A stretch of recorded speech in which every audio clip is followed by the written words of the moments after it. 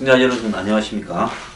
예, 대선 닭개비 배종찬 본부장 특집, 이렇게 지금 오늘도 이 대선에 나지막 남은 변수와 각 후보의 전략을 일부로, 2부에서는 차기 대통령이 치러야 될 이 무게가 무엇인가 이렇게 좀 알아보도록 하겠습니다. 배 본부장님 나와주셔서 감사합니다. 안녕하십니까.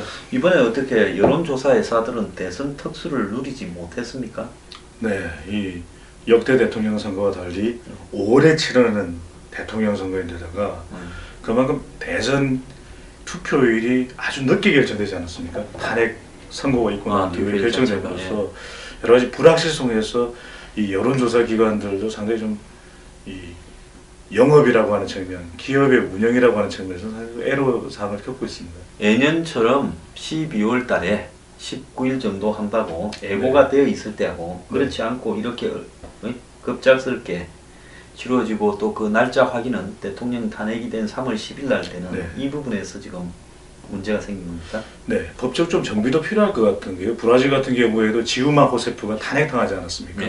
그런 이후에 또 부통령이 남은 걸 대통령의 자녀 임기를 채우고, 그런 다음에 또 다시 대통령 선거가 치러지고, 또 대통령 궁에서 우리로 치면 이제 청와대가 될 텐데 언제 떠나야 되는지도, 사실 박근혜 전 대통령이 이 청와대 간절을 떠나는 것과 관련해서도 상당히 논란이 되지 않았습니까? 그래서 이번에 우리가 헌법재판소에 선고가 있기는 했지만 1년의 이런 대통령 탄핵 과정을 바라보면서, 물론 대통령 탄핵이라는 것이 있어서는 안 될 일이지만 이런 예측하지 못한 상황이 발생할 경우에도 헌법은 어떤 절차를 밟아야 될지에 대한 부분이 정비되어 있어야 되는데 충분히 그런 부분이 없다 보니 여러 가지 사회적인 불안정성이 또 일어나는 요인이 될 수 있겠는데, 차제에는 이 법적인 좀 정비가 이번 탄핵을 또 교훈 삼아 반드시 좀 있으면 좋겠습니다. 네. 가만히 보니까 브라질이 한국보다 훨씬 나았던 것 같아요.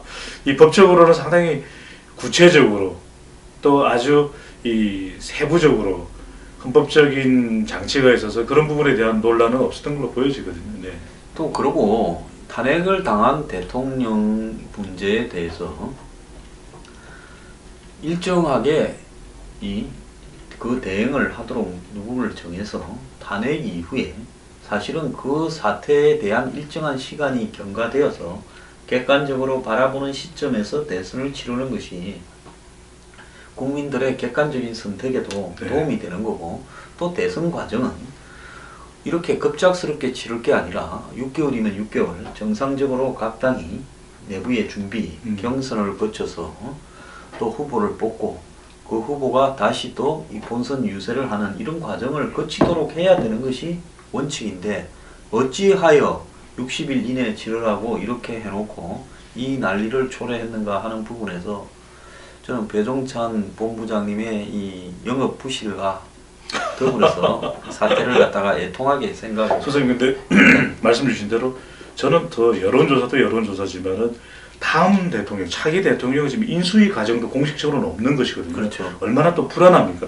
불안한 조기 대선 이후에 임기를 바로 시작하게 되는 차기 대통령이 인수위 과정조차 없다라는 것. 우리 황장수 뉴스 브리핑을 보고 있는 25개국의 재외동포 또 재외 국민분들도 투표를 하셨거든요. 20만 명이 넘는, 그래서 재외동포, 재외 국민 투표율 역사상 가장 높은 75.3%의 투표를 보인 이분들의 기대에 부응하기 위해서라도 대한민국, 모국이 안정적이어야 되는데, 그런 부분에서 과연 이런 것들이 제대로 안정적으로 갈 수 있는 제도가 마련되어 있는가. 또 하나 짧게만 더 말씀드리면, 이 여론조사 기관들이 요즘에 문매를 맡고 있습니다만 노력해야 되고 또 부족한 부분은 보완해야 되는 건 맞는데, 그런 부분에 대한 충분한 검토 없이 대선 후보는 유력한 정치적 영향력을 가지고 있지 않습니까? 근데 특정 조사 기관을 없애라, 또 여론조사 기관 못 믿겠다, 이렇게 일방적으로 발언해버리게 되면, 물론 문제가 있는 여론조사 기관, 문제가 있는 여론조사 방법에 대해서는 검토가 필요하고 조치가 이루어져야 되지만, 이렇게 강한 정치적 영향력을 가지고 있는 사람 한마디에 이 일파만파 이 문매를 맡게 되는 기관들은 아주 일반적으로 일하고 있는 많은 직원들이 있거든요. 그들이 받을 타격과 그 가족들이 받을 타격도. 그래서 저는 그렇습니다. 이게 마치 여론조사 기관을 너무 사회 악처럼 이렇게 보는 것은, 물론 뭐 개선해야 될 부분, 잘못한 부분이 있다면은 책임을 느끼고 반성해야 되는 건 분명한데 좀 지나치지 않나 싶은 생각도 듭니다. 오늘 어린이날에 이렇게 휴일인데도 쉬지 않고 이 뉴스 브리핑에 출연하셔서 여론조사 이렇게 기관에 종사하는 분의 가족까지 이렇게 걱정을 하는 배종찬 본부장의 말씀을요, 국민들도 좀 들을 필요가 있다고 봅니다. 트럼프 때는 황장수가 잘 맞추더니 여론조사가 다 이긴다고 해서 해도 그래도 트럼프 된다. 네. 여론조사가 못 잡아내는 측면이 있다 하더니 이번에는 황스트라다무스 예. 명칭을 들으셨는데 예, 이번에는 왜 또 여론조사를 이야기하느냐 해서 제가 아까 일부에서 그렇게 이야기를 해서 이분가 뭐라고 이야기했는가 하면 저와 가까워서는 아닙니다, 절대로. 네, 뭐라고 했는가 하면 그때는 미국의 국민들 밑바닥에 도도하게 흐르는 이렇게 기성정치에 대한 흐름이, 변화에 대한 흐름이 있었는데 한국에는 지금 기성정치에 대한 변화가 아니라 국민들이 여전히 문파, 홍파, 안파 이렇게 기성정치에 더 찰싹 달라붙어 있다는 겁니다. 그런데 어떻게 변화가 있을 수 있겠어요? 그러니까 여론조사대로 갈 확률이 높고, 아니 이 일을 갖다가 이렇게 하고 있다. 초월했다는 것도 여론조사 보고 이야기하는 거 아닙니까? 그렇습니다. 네. 그럼 어떤 거는 그렇게 이용을 하고 어떤 거는 뭐 다 욕을 하고 이렇게 하면 안 된다. 내가 갑자기 여론조사 회사 사람이 된 것 같은데 네. 이게 촉이라는 게 있습니다. 그 촉은요, 저 진짜 많이 갈고 닦아야 생기는 겁니다. 저도요, 이렇게 좀 반쯤 미친놈이니까 어린이날 나와서 이 돈도 안 되는 방송을 하고 있는 거 아니겠습니까? 정상이면 이래 하겠습니까? 이 미친놈은 촉이 조금 생기는. 소장님, 근데 어린이날에 의미가 있습니다. 이 아이들이 자라는 것이 앞으로 10년 뒤의 대한민국의 모습, 20년 뒤의 대한민국 모습이라면 지금 좋은 대통령, 그리고 국민들의 희망이 될 수 있는 대통령에 대해서 이야기하는 것은 어린이날에 더 의미가 있지 않겠습니까? 네. 근데 뭐 어린이들은 우리 방송을 별로 안 보고 방송은 주로 어른들이 보는데 10년 뒤에 봅니다, 소장님. 예. 어른들은 대부분 무슨 네. 뭐 다 빠돌이라 가지고 그 우리가 앞으로 이제 어린이를 위한 재롱 프로를 뭐 이렇게 뭐 그렇습니다. 이렇게 부잉 뭐 그런 거 황장수 키즈 뉴스 브리핑도 괜찮을 것 같고요, 소장님. 예. 네. 자, 그래서 어린이한테 희망을 줘야 되는데 별로 이 희망이 없습니다. 근데 지금 남아있는 뭐 변수가 있습니까? 배 본부장님? 변수가 없다는 것이 변수로 보여집니다. 변수를 찾을 수가 없다는 것. 다른 대통령 선거 때는 막판에 더 치열하게 접전이 이루어지면서 1, 2위간 후보의 격돌 양상을 보였지 않습니까? 뭐 국민들이 후보들이야 아주 정말 속이 바짝바짝 타겠지만 그것을 지켜보는 이 국민들로서는 1위 후보 또 2위 후보가 누가 될지 모르기 때문에 쪼는 맛도 대단했죠. 그 재미 중에 그 6시에 출구조사가 딱 네. 6시 하면서 이제 대선 개표 방송을 그렇습니다. 하겠습니다 하면서 이렇게 10, 9, 8 하면서 빠바방 음악 나오면서 누가 몇 프로다 이렇게 하는 네. 그 쪼는 맛이 5년마다 한 번씩 그 도박할 때 네. 예? 완전히 그냥 하나 한 끗 잡는. 도박으로 선생님 예측 퀴즈들이 있으니까 어린날. 네, 알겠습니다. 네. 저도 노롱 손 끊은 지 오래됐습니다. 그런 맛이었는데 이제는 쪼는 맛도 없어져 버렸어요. 네. 근데 그러면 2, 3등 후보가 제가 좀 이해가 안 가는 게, 내가 봐도 100m 달리기 하는데 지금 한 1m 남았는데 한 0.5초 앞서가. 그럼 엄청나게 큰 거리 아닙니까? 그러면 2, 3등이 뭐 이렇게 슬라이딩 태클을 해서 잡아뜨리든지, 아니 이거 땡 쏘기 전에 출발해서 무효라든지 뭐 좀 뭘 억지를 부려야 될 거 아닙니까? 뭘 좀 하려고. 그러니까. 안 그러면 몸을 던져서 점핑을 하든지. 그런데 다 보면 그냥 뛰고 있어요. 안철수 맞습니다. 후보는 이제 뚜벅뚜벅 걸어가고 있어요. 왜 차 안 타고 뚜벅뚜벅 걸어갑니까? 지금 모습이 소장님 말씀하신 대로 이번 대통령 선거를 쇼트트랙 대선이라고 하거든요. 네. 처음에 출발할 때는 비슷한 속도로 출발하는데 막판에 한 바퀴 두 바퀴를 놔두고는 막판 스퍼트를 합니다. 그때는 쓰지 않던 근육도 막 골반 근육, 뭐 대퇴부 근육까지 다 쓰면서 쭉 앞서 나가면서 마지막에 칼날을 쭉 들이대지 않습니까? 근데 지금 보면은 지켜보는 국민들도 너무 좀 싱겁다는 느낌을 가지는 것이, 저도 앞서가는 1위 후보는 부자 몸조심하듯이 최대한의 어떤 악재들을 갖다가 이 경계하는 그런 태도로 일관하고 있고, 또 지지율상에 지금 1강 2중, 2중을 형성하고 있는 후보들은 뭐 기존의 선거 유세 방식에서 큰 벗어남이 없습니다. 그냥 보수 결집, 보수 결집. 종북 척결, 네, 종북 척결. 샤이 보수. 그리고 안철수 후보의 경우에는 뭐 날 좀 보소, 날 좀 보소의 선거 전략인데, 지난 2014년 지방선거 때 배낭, 백팩을 매던 것은 박원순도 당시 후보가 보여줬던, 그러니까 다른 어떤 조직의 힘도 빌리지 않고 오로지 나의 힘을 날 좀 보소, 날 좀 보소 하는 그런 뚜벅이 유세인데, 그렇다고 해서 이 유권자들이 안 후보로부터 보고 싶었던 메시지를 당장 느낄 수 있는 것도 아니거든요. 오히려 뚜벅이 유세를 훨씬 이전에 대선 후보로 나서기 이전부터 1년 전, 2년 전부터 그것은 마땅히 언제나 했어야 되는 것이고요. 그럼요. 지금 좀 더 강력한 메시지를 좀 던져주면 좋을 텐데, 그 부분이 안 후보를 지지하고 있는 지지층들, 그리고 하고 싶었던 후보들에게 좀 안타까운 현실이 아닌가라고 보여집니다. 그리고 안 후보하고 관련해서 미스터리는요.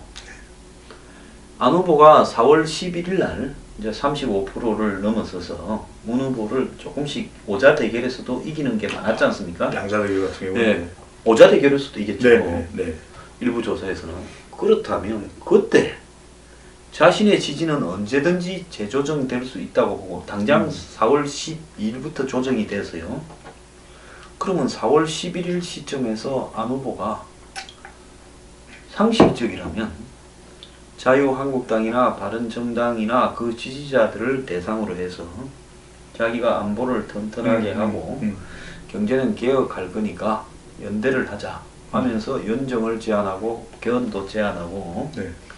또 더 나아가서 임기도 단축하겠다. 솔직히 말하면 안 후보 나이가 있기 때문에 일단 대통령이라는 부분에 이름을 하나 걸어만 놓으면 자기는 이후에 여러 가지 케이스가 많이 네. 있거든요. 그러면 내가 만약에 안 후보라 그러면 정말 내 커플이라도 대통령하고 알짜배기는 당신들이 다 해도 좋으니까 대통령 한번 하자 라는 어떤 목표 하에 모든 걸 다 던지겠어요. 그리고는 선거운동 며칠 하러 다니는 게 중요한 게 아니라 그걸 자기가 주도해서 엮어서 과감하게 나누어 주면서 자기는 한마디로 이사회 의장으로서, 그분 뭐 포스코 이사회 의장도 해봤잖아요. 네. 망망이만 두들기겠다 라고 하고 당 내부에서 반발하면 잔소리 하지 마라. 네. 누구 지랄하면 나 탈당할란다. 그래서 정당을 버리고 아마 이 연정 후보로 갈란다. 이렇게 하면서 판을 흔들었다고 하면 반문 비문 연대가 안철수를 중심으로 될 수도 있었는데, 차강론 이야기하면서 내 밑에 다 알아서 기어 들어와라. 뭐 안아주는 거 없다. 이렇게 이야기를 했거든요. 소장님 말씀에도 동의하는 것이, 여론상으로 지켜보더라도 오자 대결 구도에서 안 후보가 가장 경쟁력을 보였던 것이 확장성입니다. 말 그대로. 네. 확장성 세 글자가 안철수 후보가 가지고 있는 정치인으로서의 가장 큰 경쟁력이거든. 문재인 후보 그러면은 강한 경쟁력을 가지고 있지만 주로 진보층에 결집되어 있는 것이고, 홍준표 후보도 경남지사를 재선까지 할 만큼 능력이 있는 정치인이지만 또 보수층에 매몰되어 있거든요. 근데 진보로도 갈 수 있고 또 보수로도 갈 수 있는 것이 안철수 후보의 확장성이라면, 이 부분을 강조할 필요가 있는 것이, 정치에서 소장님도 언젠가 설명을 해주셨듯이 옳은 것이 이기는 것이 아니거든요. 강한 것이 옳은 것을 이기는 것이 이 선거라면, 자강론, 강한 후보의 모습을 보여주는 것까지는 좋았는데 자신의 확장성을 닫아버렸다는 부분, 이런 부분들이 저는 너무 안타깝거든요. 우리가 오늘도 이 소장님의 스튜디오로 오면서 탁 건물로 들어오는데 열린 문이라고 되어 있더라고요. 열어둬야죠. 닫힌 문이 되면 안 되거든요. 열린 안이 돼서 그 확장성을 최대한 누렸어야 되는데, 너무 지나치게 호남 기반의 이 우려를 또 걱정을 하지 않았나. 안보에는 호남, 뭐 완도, 흑산도, 거제, 남해 지역적 차이가 있습니까? 뭐 거기 분들은 뭐 미사일 날라오면 뭐 누가 슈퍼맨이 제가. 그러니까요. 그러니까 안보에 대해서는 최대한 확장을 해서 모든 수단을 다 동원하겠다. 그 확장성을 이야기하면 재외 국민분들도 가장 걱정하는 것이, 아니, 미국에 사시는 분들도 한국 걱정을 합니다. 그러면 그런 확장성에 있어서 안보와 관련된 부분을 명확히 강하게 이렇게 이야기를 했더라면은 이 보수 표심은 더 마치 정말 이 물밀듯이 이 결집을 했을 텐데 그러지 못했다라는 그것이 지금 막판에 이 확장성을 다시 되살리고자 하나 오른쪽으로는 홍준표 왼쪽으로는 문재인 이 쌍벽에 갇혀 있는 것으로 보여집니다. 그리고 여기서 이제 하나 우리가 유의해야 될 부분이 뭔가 하면 그 당시만 하더라도 이 유승민 후보는 2%, 홍준표 후보는 7, 8%였습니다. 그 이 두 사람은요, 솔직히 누가 그냥 뺨이라도 때려주면 울고 싶은 심정, 예? 진짜 과자라도 하나 사주면 그냥 따라가고 싶은 심정이었을 거예요. 뺨을 안 때려도 울고 싶은 심정이. 네, 그런데 그때 야 같이 하자. 총리는 너가 하고 장관은 너가 하라 했으면요 됐을 겁니다. 근데 선생님도 아시다시피 적폐와의 연대다 이런 이야기를 또 들으면 되게 마음이 울렁둘렁해지는 것이거든요. 아니 그래서 그래요. 자강해서 지금 엄청 강해졌습니다. 엄청 강해져서 15%를 향해서 열심히 가고 있더만요. 근데 바닥이 몇 프로일 것 같아요? 아 우리는 SRR을 쌓으니까. 네. 저는 이제 그래서 보수 표심을 잡지 못하면 결국 중도의 반 정도만 차지하는 것이 지금의 안 후보의 지지율의 특징이거든요. 그래서 실제로 보수 표심이 넘어오기 전에 안 후보의 지지율은 뭐 10에서 15% 내외였거든요. 그래서 저는 지금 지지율이 하락하고 있는 이유도 결국 보수 표심이 떠나간 것이고 이대로 계속 떠나간다면 이 보수 표심이 옮겨와서 양강 구도를 형성하기 이전의 모습으로 돌아가는 것 아닌가. 안 후보가 그 이전에 한동안에 장시간 밑에 있을 때 대충 지지가 뭐 최악의 경우에는 한 7%까지도 네, 내려가고 10% 안팎 정도. 네, 그리고 조금 괜찮을 때는 12, 3% 네. 그 정도 아니었습니까?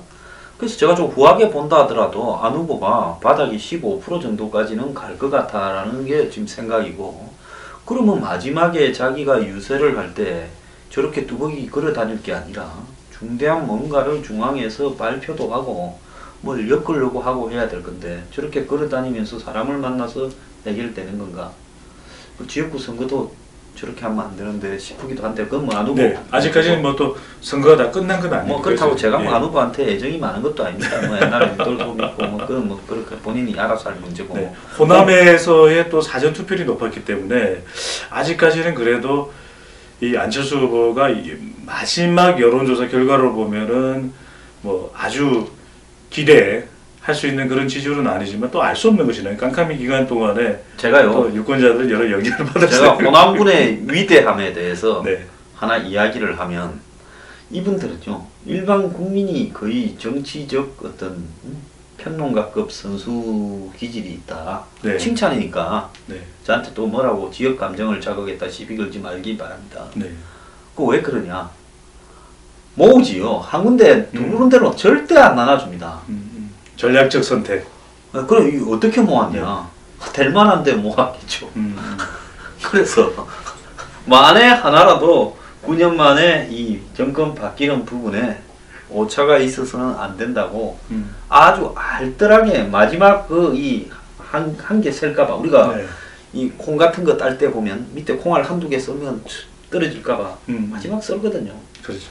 근데 내가 러시아 블라디보스토크 가서 보니까 거의 뭐 기계로 타는데 콩 한 3분의 1이 떨어져 있더만요. 그러면 기계도 인간을 못 이기는 거죠. 네. 예. 알파고가 아무리 잘나도 사람이 알파고보단 앞섭니다. 그런데 이번에는 혹시라도 한 표라도 셀까봐 네. 알뜰하게 썰어가지고 담을 겁니다. 그래서 선생님 그런 건 있는 것 같아요.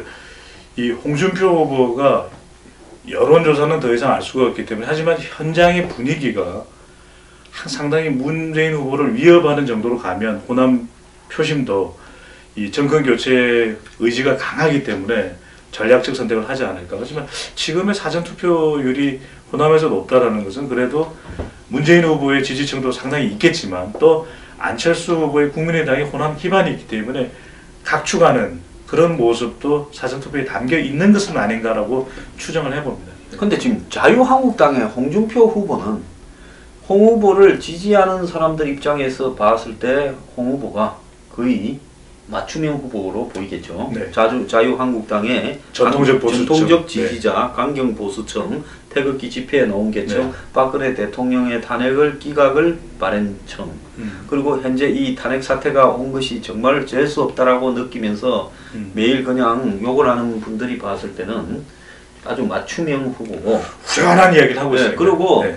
또 홍 후보가 아니면 20%까지는 오지도 못했을 거다. 다른 후보들 같으면. 홍카콜라 이야기. 예, 그거는 제가 맞다고는 보는데요. 그런데 싸움을 할 때 보면 축구 경기나 야구 경기를 할 때 이기려고 싸울 때 하고 네. 오늘 게임은 넘겨준다고 하면서 우리가 적어도 2골 차로 선방하자. 이렇게 하는 거하고는 모양이 다른데 다르죠. 지금 그런데 홍 후보의 선거 전략이 제가 저러면 안 된다고 이야기를 많이 해왔어요. 왜 그랬느냐. 정말 보수하는 꼬라지들 보면 환멸을 느끼지만은 그래도 좀 애정이 있었는지 선거운동을 좀 소장님 말씀은 막판의 여론조사에는 완전히 반영되지는 않았지만 바른정당 탈당 의원들의 합류를 좀 의미하시는 아니 그 문제가 아니라 네. 선거를 끌고 가는 운동 방식에서 네. 기존에 이번 대선은 박근혜 탄핵 그리고 그 탄핵에는 정경유착, 부패 이런 부분이 포함되어 있고 끊어내야 되는데 무능까지도 포함되어 있어요. 솔직히 말하면 다 도둑질 해먹었는데 왜 박근혜만 탄핵시키고 깜빵에 쳐넣냐 이 이야기를 하지 않습니까? 네. 여기에 지금 문제가 뭔가 하면 다 도둑질 해먹고도 무사히 집에 가서 배 두드리면서 천수를 누리는데 얼마나 모질았으면 도둑질도 제대로 못하고 쫓겨났냐. 이 시스템은 이건 국가를 운영할 시스템이나 능력이나 자격이 없는 거라는 걸 의미하는 것일 수도 있어요. 소장님 말씀을 듣자면 생각나는 것이 76년도에 현직 대통령이었던 이 포드 대통령이 지미 카트 이 잘 알려지지도 않았던 정치인이거든요. 조지아주에 무슨 네. 주지사이고 그전은 땅콩 농장 농장에 주시고 뭐 땅콩 해군 대위 갔다 온 게 경력이고 그렇죠. 저도 땅콩 좋아하는데 땅콩을 무지 또 많이 드신 것 같더라고요. 그래서 그 지미 카트가 이깁니다. 근데 당시에 미국 유권자들의 중도 성향의 표심이 카트에게 갔었는데 그 이유가 바로 이 포드가 직전에 닉슨 대통령 사면해 주거든요. 네.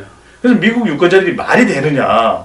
어떻게 미국 의회에서 탄핵했고 결과적으로는 사임을 한 대통령을 이 부인 대통령이 기소되는 부분에 대해서 그러니까. 사면을 해준 거죠. 닉슨에 의해서 사실상에 임명된 그나 다름없는 포드 대통령이 이렇게 사면을 해주다니 말이 되냐. 그 부분이 정말 치명타였거든요. 그런데 그 부분이 이 포드가 누구의 지원까지 받았나 하면 76년도 선거에서 당시 혜성처럼 떠오르는 레이건의 지원 사회까지도 받습니다. 그렇죠. 캘리포니아 주지사를 그렇습니다. 레이건의 지원까지 받아서 포드가 상당히 유리하지 않겠냐고 생각했는데도 불구하고 그래서 이 포드가 캘리포니아에서도 이깁니다. 네. 그런데도 불구하고 말도 안 되는 거죠. 그런데 카트한테 지는 현상이 나타난 것처럼 지금 당시에 많은 이 선거 전문가들이 왜 포드가 닉슨을 끊어내지 못했느냐. 지금도 보면 말씀하신 대로 왜 홍준표 후보가 중도까지도 잡으려면은 이 박근혜 전 대통령과 관련된 부분을 끊어내야 되는 것 아니냐라는 이야기가 그래서 나오고 있는 것 같거든요. 지금 문재인 후보가 사드 문제나 이런 데서 이 강경 좌파 야권 지지자들을 끊어내지 못하고 있어서 지금 40% 블록에 갇혔잖아요. 그렇죠. 그런데 탄핵에 대한 관사 이익을 누리고 있기 때문에 네. 이렇게 더 늘어나지는 않아도 40% 박스권은 지키고는 있죠. 정말 변화가 없습니다. 딱 40%. 깜짝 놀랄 정도로 변화가 네, 없습니다. 예, 그거 뭐 거의 똑같더라고. 네. 그런데 거기 반해서 그러면 40%라고 봅시다. 그러면 안철수 후보가 내려가서 망한다 하더라도 15% 안팎은 먹을 거 아닙니까? 가정하면. 가정하면. 네. 그럼 55%는 돼요. 네. 심상정이하고 유승민이 지금 둘이가 기가 좀 살아서 내가 볼 때 15%를 먹어요. 두 사람이. 두 사람이 끝까지 가면. 네. 그러면 이거 15%까지 얹으면 40, 15, 70이네. 15 하면 70이잖아요. 그러면 홍 후보가 현 상황에서 남은 보수표, 사이 보수표까지 포함해서 안철수한테서 아직도 덜 넘어오고 남아있는 보수표를 안철수가 지금 19, 20이라면 네. 4, 5% 더 가져오고 그럼 홍 후보가 지금 한 19 된다 하면 한 23. 거기에 온갖 군데 다 숨어있는 표를 다 갖고 와서 얹어도 40대 막 운이 좀 한 3%좀 더 빠졌다 칩시다. 그럴 리도 없겠지만 37대. 그 다음에 가운데 둘이 지금 안철수하고 심상정 유승민 30. 그러면 홍 후보가 싹 다 끌고 모아서 올라가도 33, 30 이 정도라는 거예요. 그러면 샤이까지 다 해도 그러면 이 승부가 정상적으로 내가 12라운드 이 헤비급 권투 경기에 나섰는데 우리 둘이 이렇게 봤을 때 체급상으로도 내가 안 돼 이거 한 방 맞으면 나는 죽어 주먹이 셋이잖아요. 그런데 나는 정말로 이 배종찬 본부장의 한 방을 피하면서 지구력을 가지고 뻗치다가 한 방 날려야 되는데 그런데 중요한 거는 내가 도전자면 이렇게 KO로 못 끝내면 어차피 나는 못 이겨. 이 인센티브가 있어서 심판들이 다 배본부장 돈을 먹었어. 그러면 나는 적어도 힘이 있을 때 한 3, 4라운드 안에 KO 시켜야 돼. 그러면 KO를 시키려면 그야말로 있는 힘 없는 힘을 다해서 이렇게 달라붙어야 되는데 헤라롱하면서 그런데 이게 도전하는 도전자가 마치 챔피언처럼 지금 뛰고 있어요. 그리고 자기 지지층 결집을 엄청 만족해하고 그 다음에 지지층이 좋아할 만을 오늘도 해. 샤이 보수 이야기하고 좌파 종북 척결 이야기예요. 이 이야기는 조원진 후보가 이야기해도 그만이고 솔직히 말하면 진원이 할 수 없이 딴 데 갈 표도 별로 없어요. 유승민 표하고 홍준표 표는 색깔이 좀 다르지 않습니까? 다릅니다. 그건 아주 달라요. 제가 볼 때.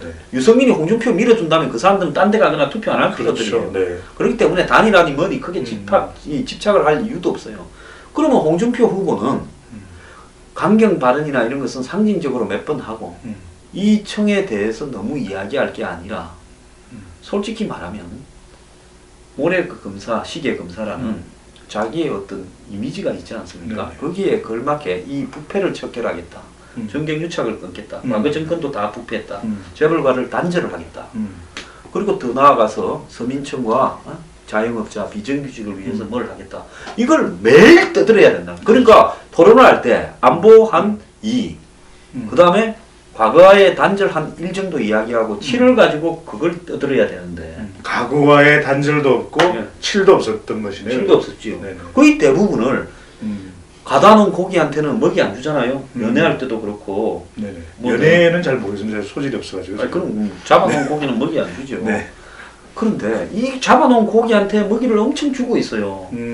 그럼 이거는 뭐냐? 과다 포식되는 거예요. 잡아놓은 고기가 한 40이 넘을 거다라고 생각을 하는 거예요. 보수의 전성기 때를 생각하는데 근데 이게 전략적으로 매우 잘못되어서 마지막 승부수를 한번 끌어야 되는데 끊임없이 다니면서 샤이 보수 집결했다, 뭐 구글 트렌드 이야기했다, 이제 이기고 있다 이런 이야기만 하고 있어요.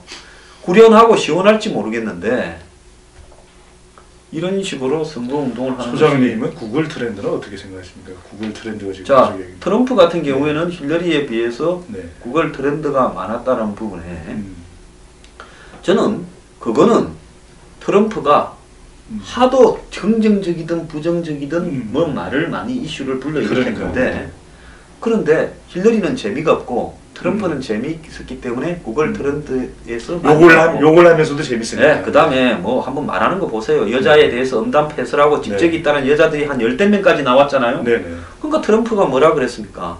나는 저 여자들을 입으로 했지만은 너 남편은 몸으로 했지 않냐. 액션하지 않았냐. 몸으로 떼었다. 뭐 이렇게 이야기해야 듣는 시청자들이. 알겠습니다. 엠버스나 뭐 부엉이는 뭐 부엉입니까? 거북입니까? 뭐 몸으로 떼었다 이러자. 어린이날이니까. 어린이날. 19금. 네네. 밑에 자막 나갑니다. 애들은 잘. 근데 그건 우연히 트럼프가 노이즈 마케팅을 하도 많이 하니까 높았던 거지. 구글 트렌드가 높아서 선거에 이긴 거는 아니다. 이렇게 봅니다. 트럼프의 구글 트렌드 경향도 분석해보면 엄담 패설 뭐 이런 게 훨씬 부정적인 게 많았어요. 그래서 그러니까 소장님 말씀에다가 추가적으로 더 설명을 드리면은 물론 이제 구글 트렌드 빅데이터가 이런 여론조사가 잡지 못하는 그런 여론들까지 담아내는 효과는 있는 것 같습니다. 이 구글 트렌드의 내용을 수치화해서 특정 후보의 지지율이 얼만큼 나온다라고 이야기하는 것은 지나치게 빅데이터를 선거와 이 결부시킨 것으로 보여지거든요. 그래서 물론 이제 빅데이터가 앞으로 이 선거를 예측하는데 하나의 또 모델로서 역할을 하겠지만 지금 보면 너무 아전인수격의 해석들이 너무 많습니다. 그러니까 소장님 말씀하신 대로 부정적인 내용들도 상당히 많은데 그것이 마치 이 구글 트렌드에 나왔다는 것만으로 지지다 이렇게 해석하기는 좀 지나쳐 보입니다. 자, 지난번에 보면 문재인 후보와 박근혜 후보가 3.6% 차이였죠. 네네. 근데 그때 6시 출구 조사를 했을 때 YTN 같은 경우에는 이 격차가 좀 작아가지고 좀 문재인 후보가 당선인 것처럼 비춰지기도 일부 그럴 가능성이 확정은 있을 아니지만 것처럼도 보이게 하지 않았습니까? 레인지가요, 범위가. 자, 그래서 제가 봤을 때 여론조사의 오차 범위 안에서는 이렇게 대선이라도 오차가 날 수 있지만은 전국적으로 이 지역의 다양한 부분을 갖다가 이렇게 고려하지 못하는 총선의 여론조사보다는 대선의 여론조사는 거의 좀 상당히 가깝죠. 네. 그래서 제가 볼 때 한 6, 7% 이상 벌어진 대선에서의 어떤 부분이 여론조사가 담아내지 못할 가능성은 별로 없다는 겁니다. 그렇다면 홍 후보가 지금 상당히 상식적으로 우리가 언뜻 여기서 이야기를 해봐도 40대, 30대 남은 표를 다 긁어 모으면 30밖에 안 된다면 이걸 이기려고 한다면 홍 후보가 통상적인 형태의 선거 방법이 아니라 긴급 기자회견을 해서라도 자신에게 오지 않고 있는 수도권에서 지금 15% 안팎이에요. 충청권하고. 네, 수도권에서의 지지율이 상대적으로 이 영남에 비해서는 낮은 지지율을 보이고 있거든요. 그러니까 수도권이 지금 서울이 지금 1000만, 경기도가 한 1300만, 4,500만 되죠. 그렇죠. 네. 거기에 요즘 충청권도 보면 대전, 천안이 수도권에 따라가지 않습니까? 그럼 이걸 합치면 범수도권이라고 얘기는 합니다. 국민의 절반쯤 되는 지역이잖아요. 절반입니다. 넘습니다. 이제는. 그러면 이 지역에서 15% 내외 지지를 받고 그 다음에 20대 19살도 요즘 투표하죠. 만 19세죠. 네. 19살부터 20대, 30대, 40대까지 한 자릿수 투표를 받고 있어요. 홍준표 후보가. 이렇게 해서 이 싸움을 언뜻 봐도 어떻게 이깁니까? 그렇다고 영남 지역에서 과거처럼 60, 70%의 압도적인 표를 끌고 모으는 것도 지금 아니에요. PK 지역에는 아직도 역전을 제대로 못 시키고 있지 않습니까? 자기가 PK 지사였잖아요, 경남지사였죠. 네.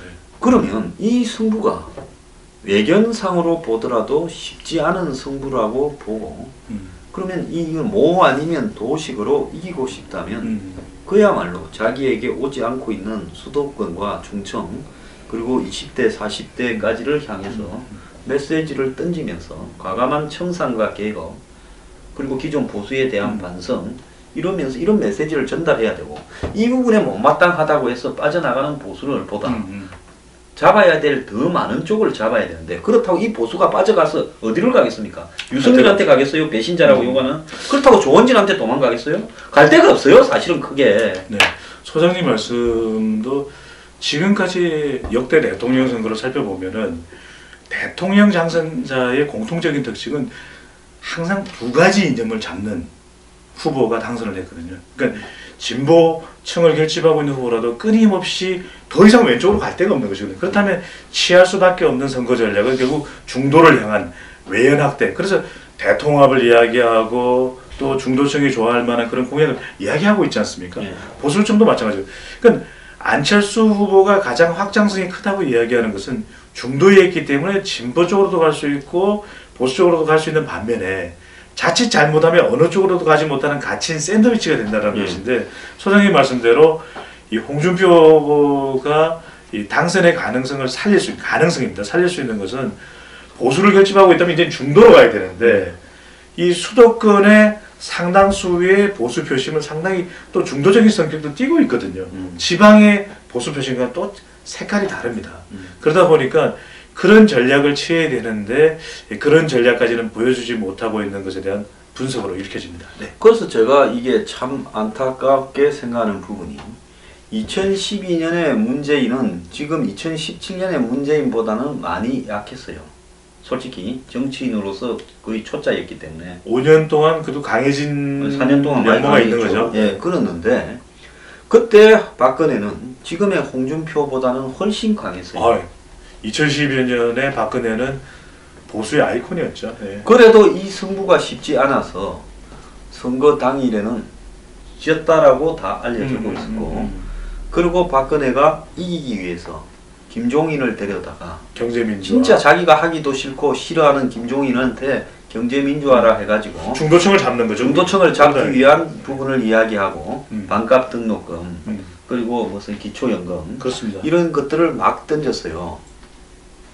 그런데 지금 박근혜보다 훨씬 허약한 홍준표가 훨씬 더 강해진 문재인을 상대로 더 나아가서 정치 지형도 탄핵으로 완전히 이쪽으로 기울어진 운동장에서 양자 대결도 아니고. 선거를 그때 박근혜가 했던 만큼의 음. 일종의 중도를 겨냥한 개혁적인 아젠다도 던지지 않고 음. 열심히 종북 척결과 예? 샤이 보수만을 외치고 있다는 거는 이거 이기려고 선거 운동을 지금 하는 건가 하는 문제에 대한 의문을 제가 욕을 좀 쳐먹더라도 할 수밖에 없다는 소장님 말씀대로 2012년과 비교를 해보면 그 당시에는 뚜렷한 양자 대결이었거든요. 그럼요. 결과적으로 본선에서는 마지막에 안철수 후보가 사퇴함으로써, 게다가 당시에는 박근혜 후보 개인도 중요했지만 바로 아버지 박정희 전 대통령과 어머니 유경수 여사의 할로 이펙트, 뒤에 항상 유세를 할 때마다 뒤에는 이 박정희 전 대통령의 모습과 유경수 여사의 모습이 보이는 일종의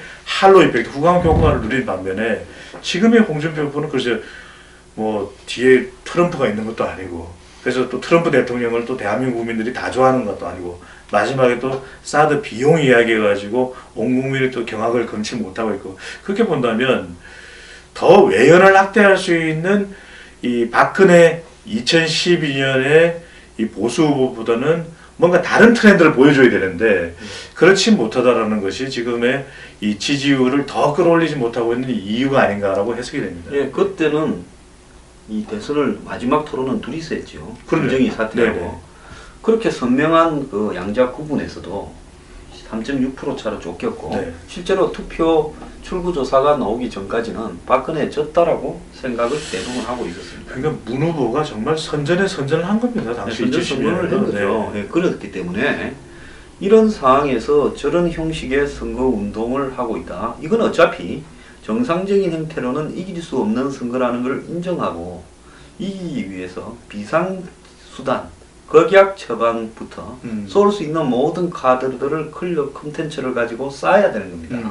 그리고 한마디로 중도층에 있는 서민 약자 계층을 향해서 엄청난 이야기들을 던져야 정교해야 되는 예, 거죠. 그래야 이게 할 수 있는 선거인데 지금 뭐 야당해서 이게 당권 잡으려고 그런다고 생각은 안 합니다만은 이렇게 선거해서는 안 된다고 저는 봅니다. 소장님 말씀하신 대로 강해진 문이라는 게 느껴지는 것이죠. 지금도 여론조사를 하는 되게 뚜렷하게 남아있는 장면이 2012년에는 문재인 후보가 당시에 이런 얘기를 했었거든요. 이 선거 유세에 나서서 여기저기 이기는 소리가 들려오고 있죠? 이런 이야기를 했었거든요. 저는 그 화면을 보면서 여기저기 이긴다는 소리가 들려오고 있죠? 해서 안 들리는데 어디서 들려올까? 이런 생각을 했었거든요. 그런데 이번 대통령 선거에서 유세를 할 때는 매우 정교해지고 매우 이 공격적으로 또 공약을 내걸기도 하고 아주 공격적으로 수비하는 모습을 보면서 강해졌다. 그래서 문재인 후보의 또 다른 별칭이 강재인이 되는 거 아닌가. 강재인. 네, 이런 생각도 해봤습니다. 알겠습니다. 자, 그 다음에 이제 우리가 2부로 이렇게 들어가도록 하겠습니다.